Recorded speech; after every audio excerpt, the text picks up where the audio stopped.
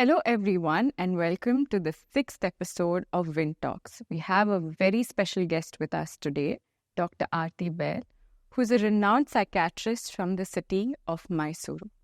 Before we get into hear her story, let's have a brief intro.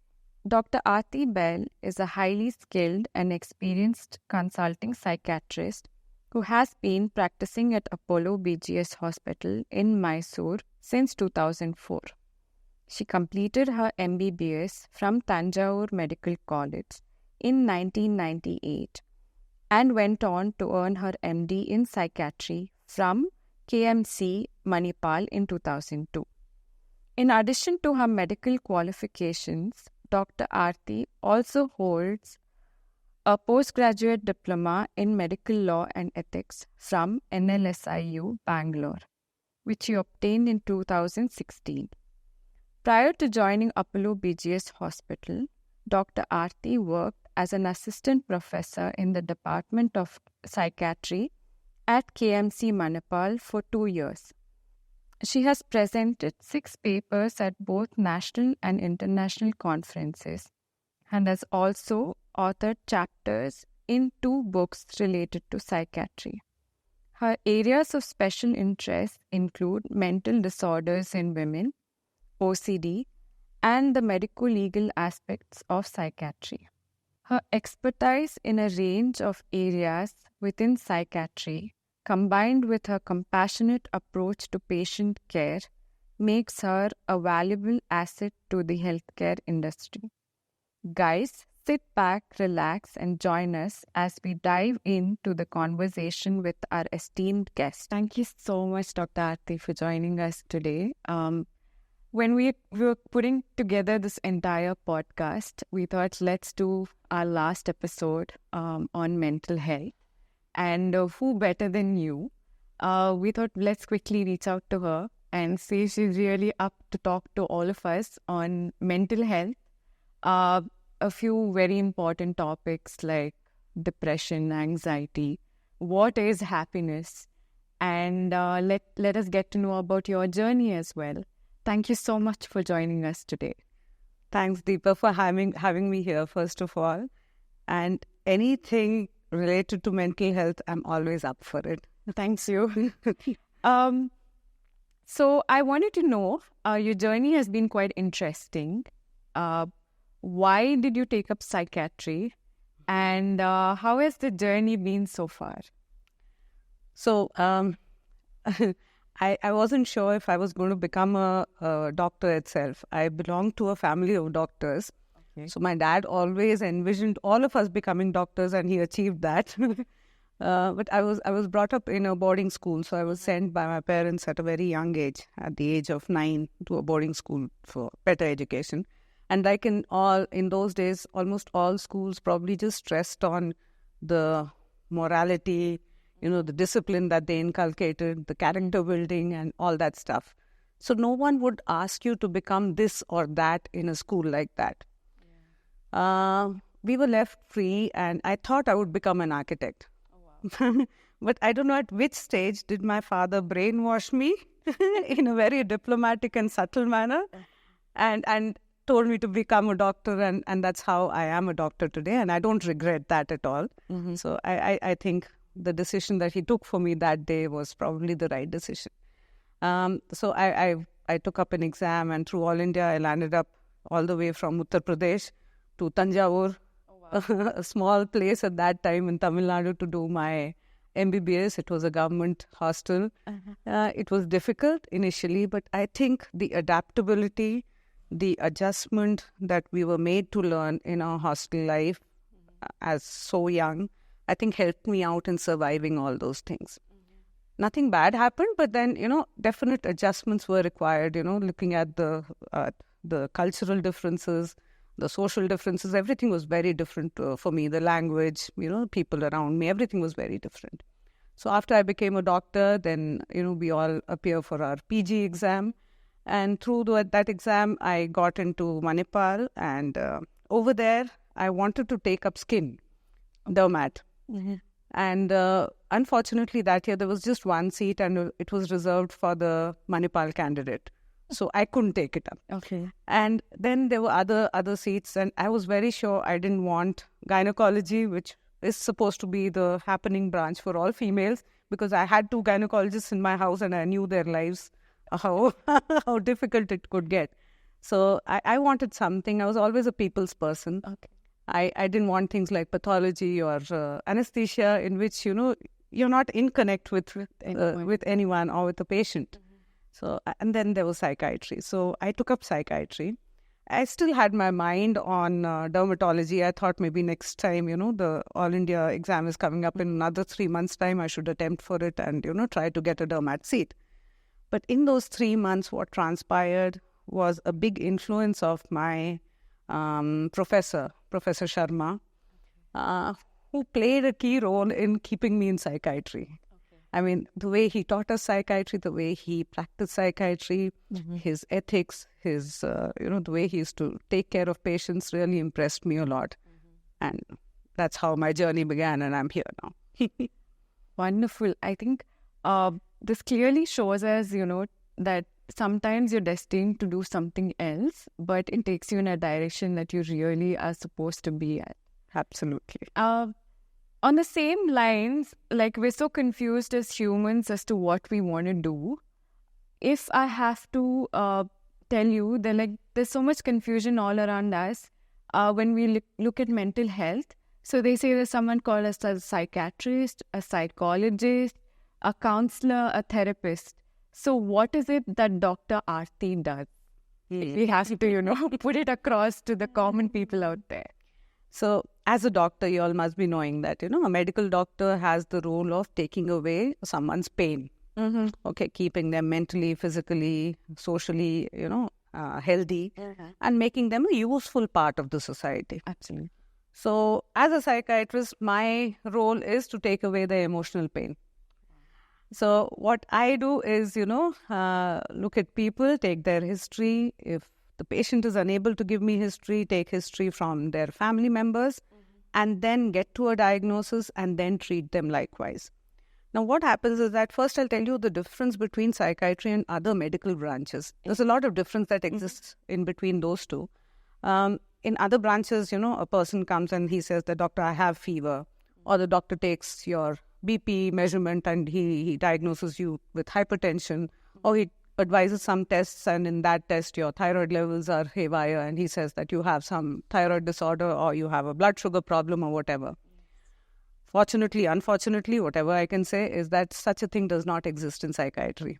Okay. So everything is based upon what we observe in a patient, the history that we take out of the patient, the relevant history, I must say. I mean, the patient will come and tell us everything about him, but we have to pick up and filter out whatever is necessary for us, take the relevant history from the attenders or the family members, and then come to a diagnosis. Now, in the process of this, there are people who think that, psychiatry is only about counseling. It isn't just that way. Now, psychiatry has a bio-psychosocial basis behind it. Okay. So the biological basis of it is related to all the chemicals that are there in our brain. Any imbalance in those chemicals leads on to various kind of psychiatric disorders. Okay. So these disorders then manifest in the form of, changes in behavior. So a person who was very lively, is just to himself, not talking to others. Or, a person who was very motivated, just suddenly gives up on everything. Or, there's a sleep disturbance, there's appetite disturbance. So the manifestations can be various. But in those manifestations, then we detect what the problem is and then we give medicines. Also, we do a lot of therapy or psychological support to the patient and help them out, likewise. So, for example, in case of diabetes, there's a patient who's given, his pills to take, his anti-diabetic pills.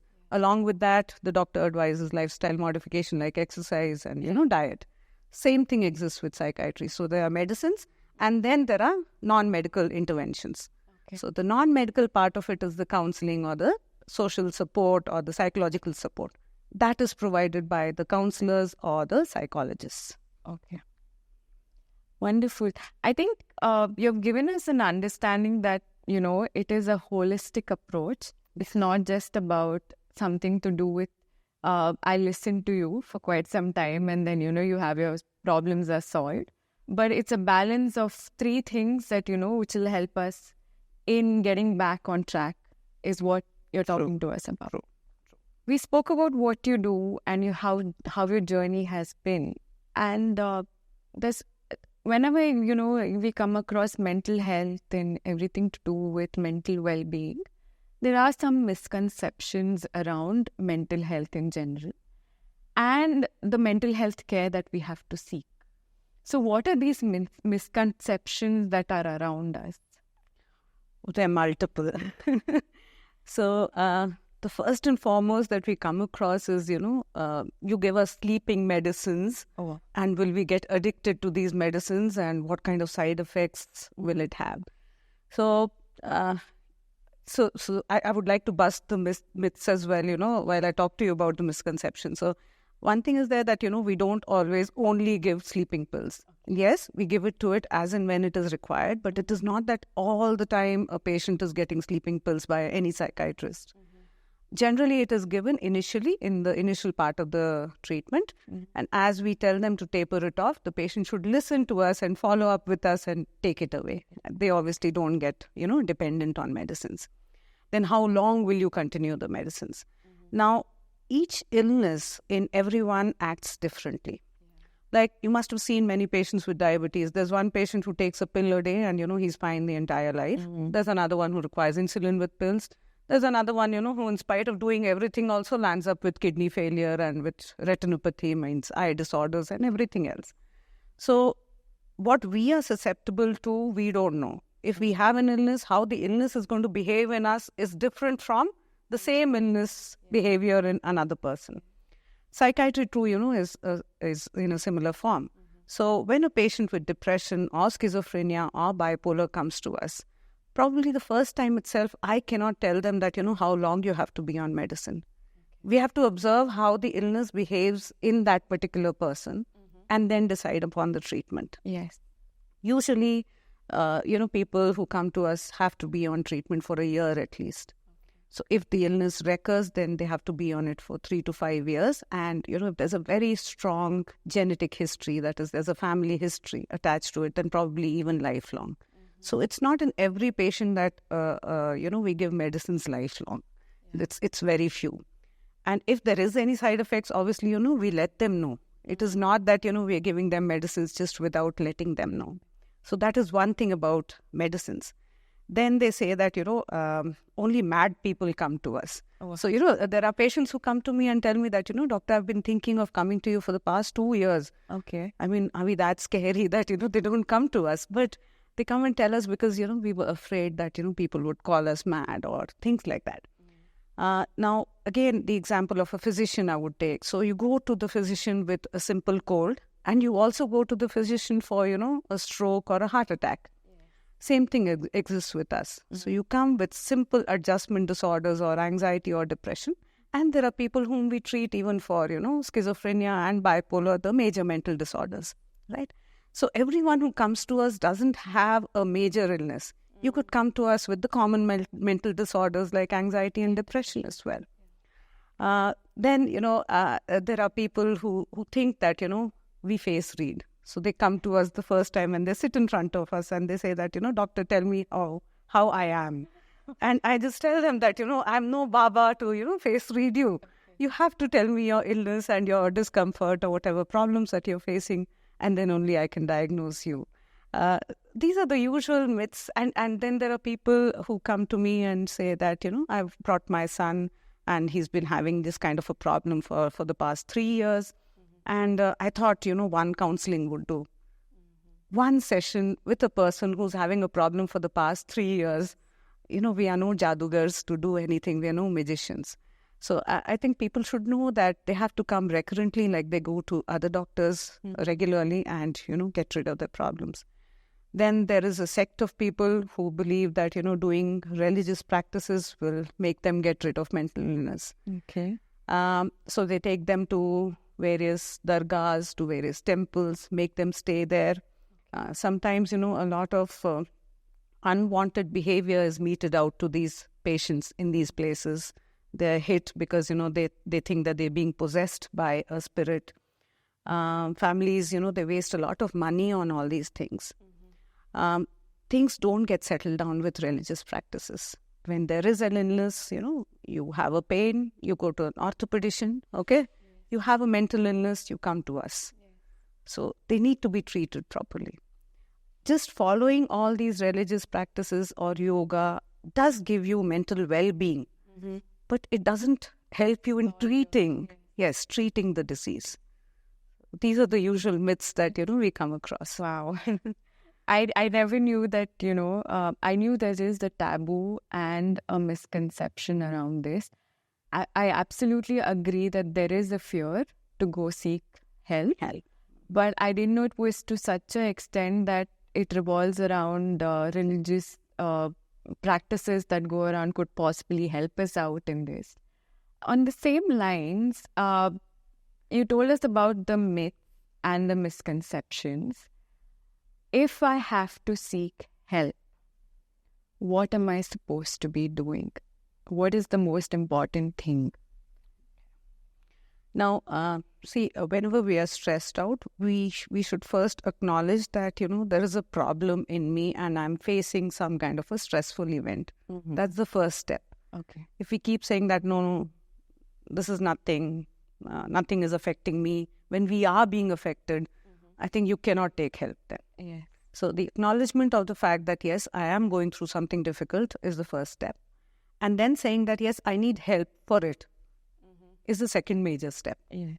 Now that help, initially you could take it probably from your loved ones. It could be, your friends, your family or whatever. But there is a point to which they can give you help. So if you think that the problem is persisting, you're still feeling stressed and that stress is, interfering with your day-to-day living or your work or your personal life, I think that's the point that you have to meet a mental health professional. Now, what happens usually is that, whenever they're shy to say, that I need to go to a psychiatrist because what will my family think? Or how will they react? Yeah. Okay. So there are always people in each family or there are friends in each friend circle who understand the mental health concepts. Yes. And I'm sure they are the ones, whom you should reach out to. There are many people who come on their own. I mean, I don't see them coming. In fact, I call their family members later on to educate them about it.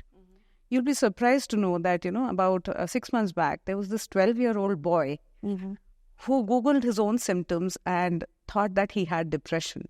Okay. And he called his mother and he said that, I have a problem. I have found a doctor also for it. Oh, wow. And he brought his mother along with him for consultation. Wow.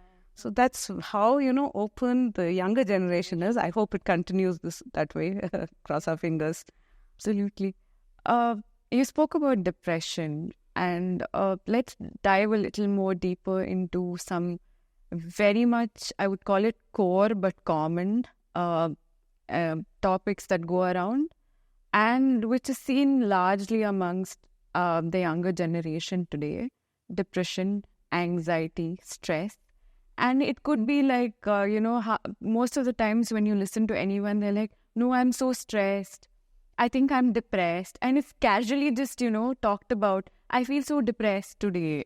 And so what really is depression? What is anxiety? And what is stress? Yeah. So a life without stress, I think, is unimaginable. Okay. So if someone would say that I am not stressed, I would say that, you're either lying or you're mentally retarded that you can't assess stress in your life. So it's okay. It's okay to be stressed. And, it's okay to recognize stress. Okay. But then when the stress starts becoming overwhelming, like I said, it starts affecting our personal life. It starts affecting our work. It starts affecting, our relationships around us. It starts affecting our sleep, appetite. It starts affecting our self-esteem, the way we look at ourselves, okay? Then I think that is the point that, we should think that it could be something more than that. Okay.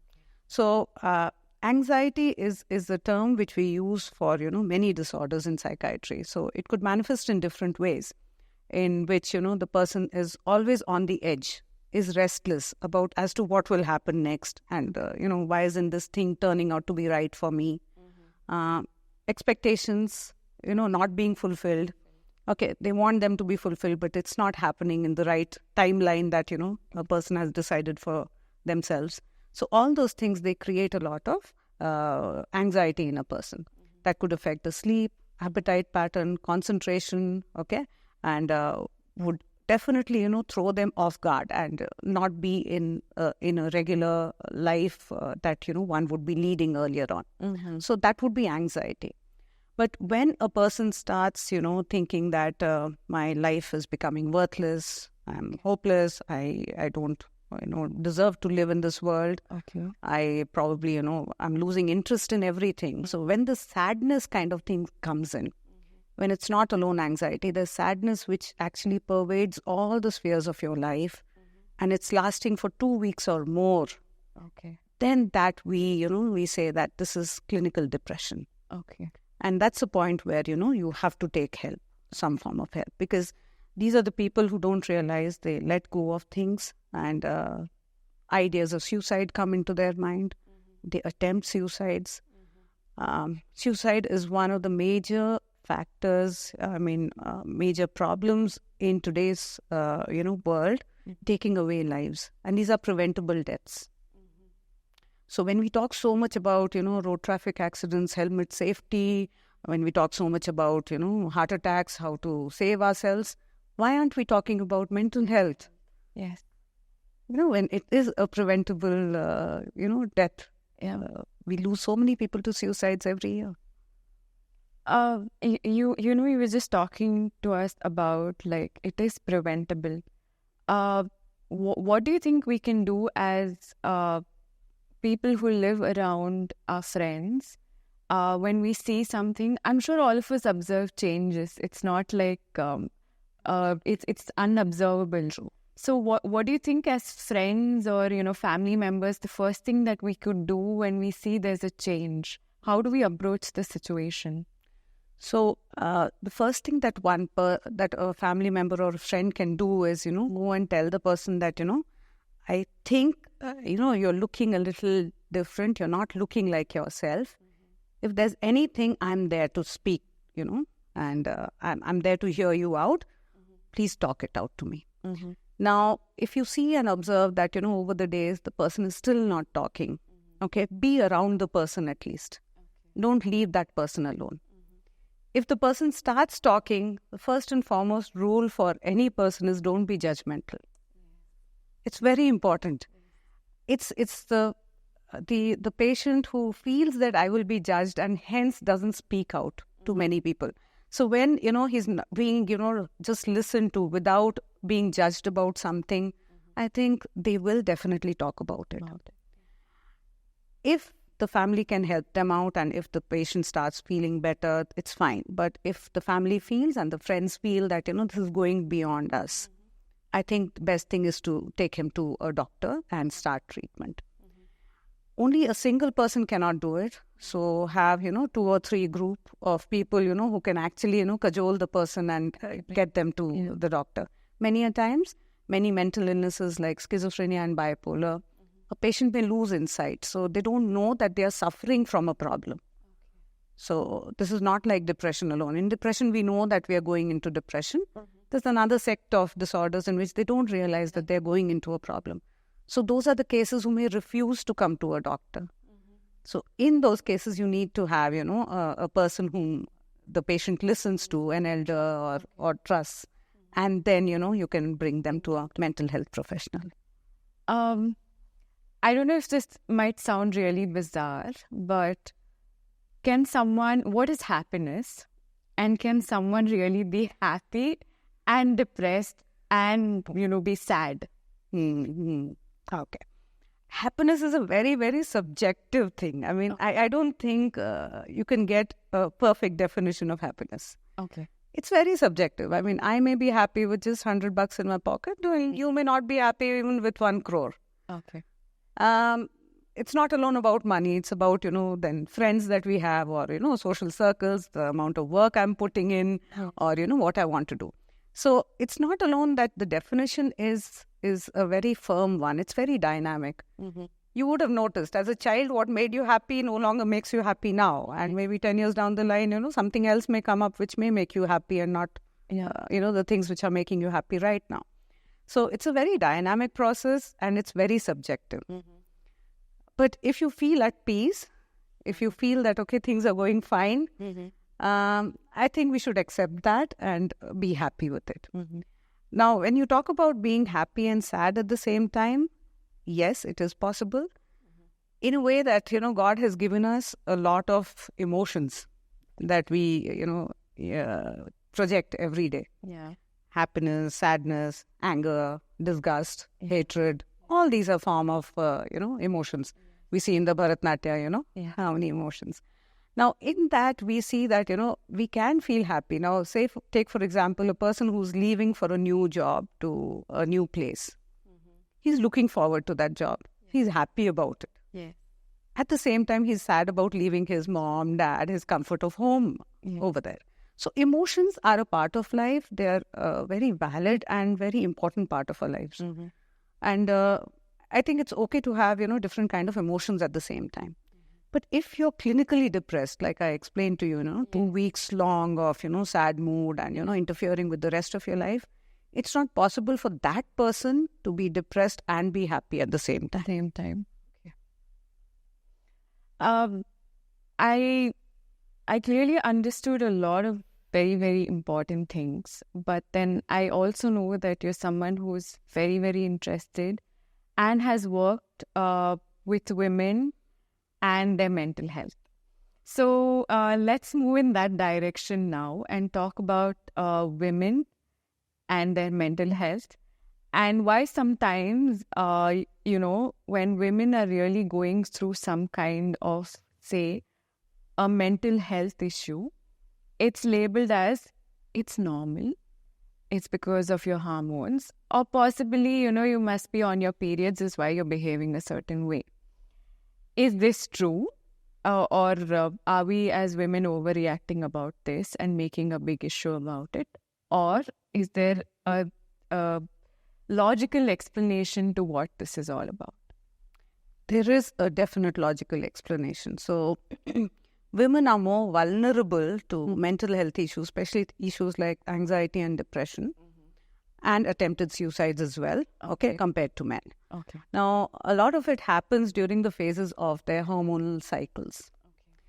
The first one, like you pointed out, just before periods. So, in the clinical terms, we call it as premenstrual dysphoric disorder. So, that happens, 3 or 4 days before a woman's period. And, there's irritability, not liking something, restlessness, anger, and other things, which subsides with the onset of periods. The second phase is the pregnancy and the postpartum phase. So everyone calls, pregnancy a blissful phase of life. But actually, as psychiatrists, we know that, the onset of new symptoms of psychiatric disorders are there during pregnancy. Postpartum also, a high prevalence of psychiatric disorders is seen in these people. So those are the times again wherein, people, the women are predisposed to having depression, postpartum blues. They may have postpartum psychosis. That obviously affects the woman's health and it also affects the baby's health because, the baby is dependent on the mother at that time. The third phase in life is the perimenopausal period. So when the periods are going to come to a standstill. So that 2 or 3 years phase just before and after the periods get stopped is a vulnerable phase for a woman wherein, the hormones go haywire and the woman is more predisposed to anxiety and depression. So these are the phases wherein they actually face all these problems. Yes, women are, told sometimes that it's all in your head and things like that. See, when you look at a woman's life, we are the entitled ones, probably I can say. There's so many women who are actually, working day in and day out without any word of appreciation from anyone. The so-called housewives, the homemakers. They have a non-paid job throughout the day, unacknowledged. And they're never appreciated. There's only fault finding. Where does that woman go to talk about her problems? Absolutely. Right? So these women actually, manifest their problems in a way, we call it as psychosomatic disorders. Okay.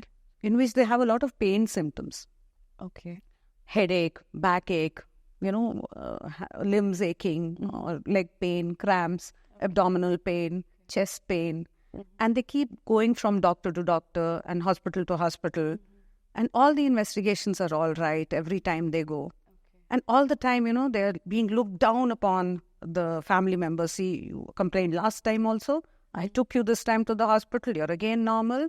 What's wrong with you? Each time I can't keep taking you. It's all in your head. What's all in the head? We need to analyze that, right? So this is some kind of a cry for, wanting attention.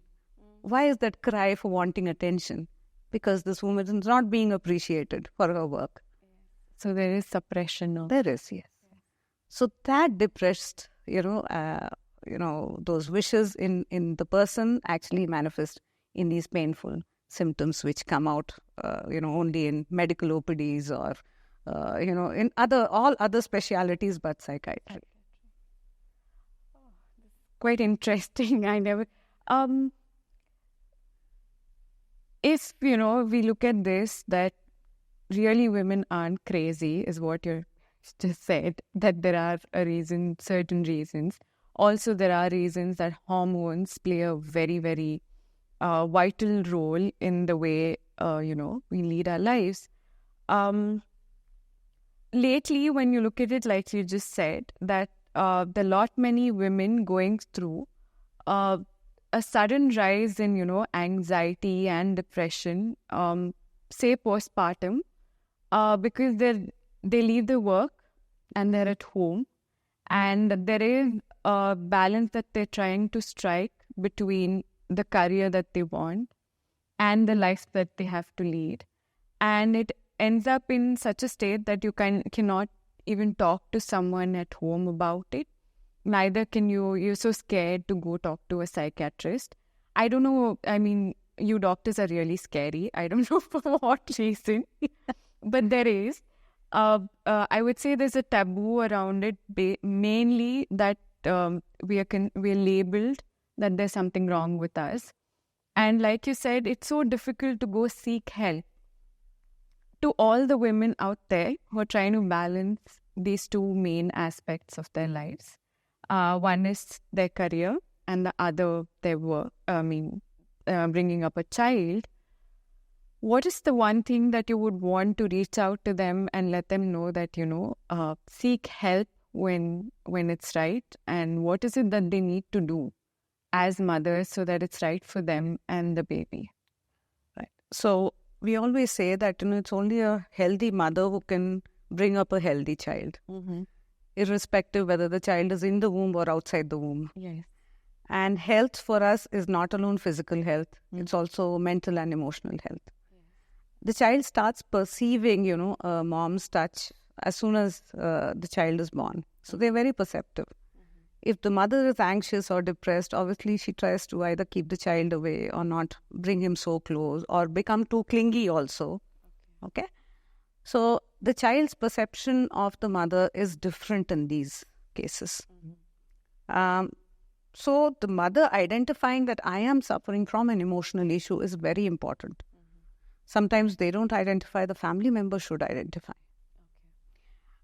Yes, the mother, like you said, goes through a lot of worries. It's not alone about bringing up the child, about the inability of, trying to bring up a child, will I be able to do it? That's the primary question that keeps coming up. And especially when they're depressed or stressed at that time, postpartum, the question becomes all the more magnified. I am suffering, how will I be able to take care of the child? Okay. Yes, leaving their career. Okay. The family's attention also, goes towards the child and less towards the mother. So till now, she had all the attention till pregnancy. And now suddenly it's a divided attention.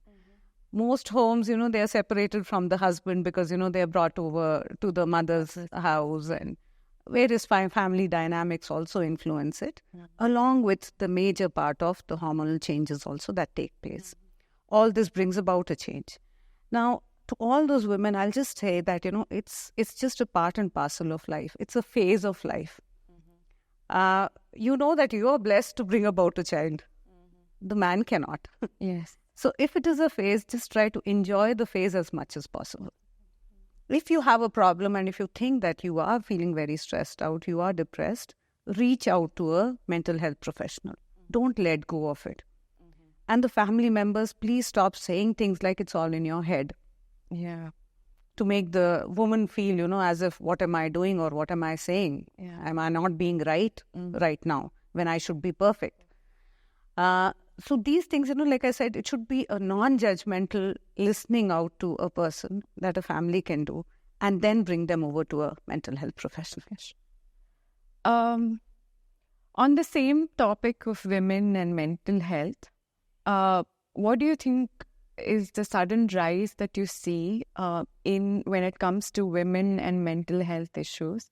And what is it that has gone up lately when, you see a lot of women out there who come to you with, now anxiety, depression have all become quite a common subject in every household.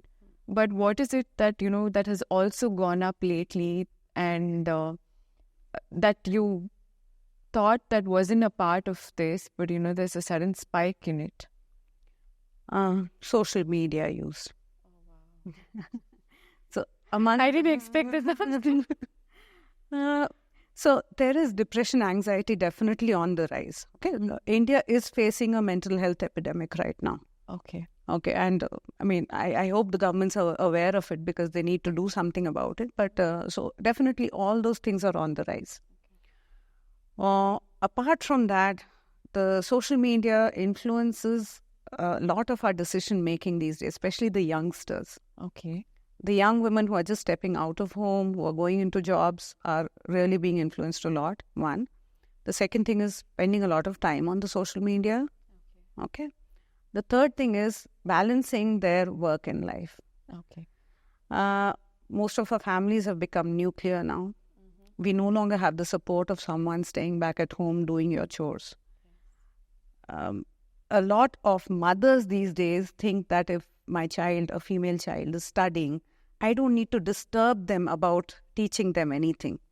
It's nothing to do about female children or whatever. I would say, as mothers, I think we should start teaching both our male and our female children how to go and do your household chores. Yeah. Once they're up to it, their adaptability in life will definitely improve. The resilience of this new generation is very poor. Yeah. Because they are always cocooned in something. Yeah. They are being provided with whatever they ask for. Yeah. They get it. Yeah. In real life situation, will they get everything? No. Probably not. So if they have that adaptability that when I don't get something and I have to work hard towards it, it's a normal situation. Yeah. It's nothing abnormal. Absolutely. I think learning that at a young age is very important. So to all the mothers out there, I would tell them that, start teaching your children how to become adaptable and resilient in life. Okay. And to all those women over there, who are talking about feminism, yes, you are there. Okay. You are working and you are pitching in your effort. But that doesn't mean that, we forget our role in life. Yes. There are certain roles that we all have been born with. Yes. I think we do a few things better, and the men folk do a few other things better. Yes. Let's not fight about it. Absolutely. Let's encourage each other and build up on each other's capacities rather than, pushing the other person down or saying that I can't do it or I will not do it. Social media, why I was stressing on is that, it's people are getting very influenced. So they see one person posting a picture. They think that my life is not going in this direction. A lot of patients we see who are being bullied on social media these days. Youngsters. I didn't know it existed in India. It does. A lot of relationships cropping up without knowing the person at a personal level. So, very young girls, that 17, 18 years age group, getting gullible, getting influenced by the other person. Okay. And taking up wrong decisions at that time when your, mind is not that mature to take up correct kind of decisions for yourself. So we have to be a little careful about social media usage. I absolutely didn't expect this to be your answer, and it's quite surprising to see that, all this does exist in India. We've come to the end of this wonderful session on mental health. And before, we wrap up the session, I really want to know what would be a few words of, say, wise words that you would want to put out to all those viewers there when it comes to mental health and taking control of our mental health. So, one, I would like to talk about the stigma, okay? And the second thing, how to, become mentally more well, like you said. So, I want the entire society to take part in removing the stigma. Yeah. We don't choose our illnesses. Yes. I don't choose to have COVID. I don't choose to have diabetes. I don't choose to have, malaria. Similarly, a person doesn't choose to be mentally ill. Yes. So why, look down upon them? So I would want, people to stop looking at people who are mentally ill in a different manner and be non-judgmental, like I'm going on saying that, okay? Society has to play a bigger role, in that context and make them more inclusive. Industries hiring them, people just letting them be around rather than looking them in an awkward manner. The second thing, how to be mentally well, I think very, very basic things. Keep up to your clock inside your body, okay? We all have gone haywire with our lifestyle. Yes. Odd times of eating, odd times of waking up, getting up, at 12 in the afternoon, in the noon, and, sleeping at 2 at night. So I think when we maintain a particular rhythm in our body, okay, that itself helps us a lot. Absolutely. Right? So having fixed, timing of meals, fixed time of sleeping, waking up, doing a bit of exercise every day. Okay, so physically also, it gives you. So doing a particular hobby which keeps you happy. Anything. So I don't want to suggest a hobby to someone. Yeah. It's your own. You could be just, driving back from work and you would want to, talk to a friend. Or you'd want to just go back home, switch on music and dance. That's also fine. So whatever's fine by you. Okay. Having a social circle around you. Having those one or two confident people around you whom you can trust and whom you can rely on in the times of need. And opening out and talking to people. Okay. And then seeking help if nothing is working out with a mental health professional. Perfect. Thank you so much for joining us today. It was such a pleasure talking to you. I think you not only have you helped us bust a few myths, but also you've given us a better hope that you're not a scary person to approach and that we need to seek help when we really have to. Thank you. Thank you so much for having me here, Deepa. My pleasure. This brings us to the end of Season 1 of VinTalks.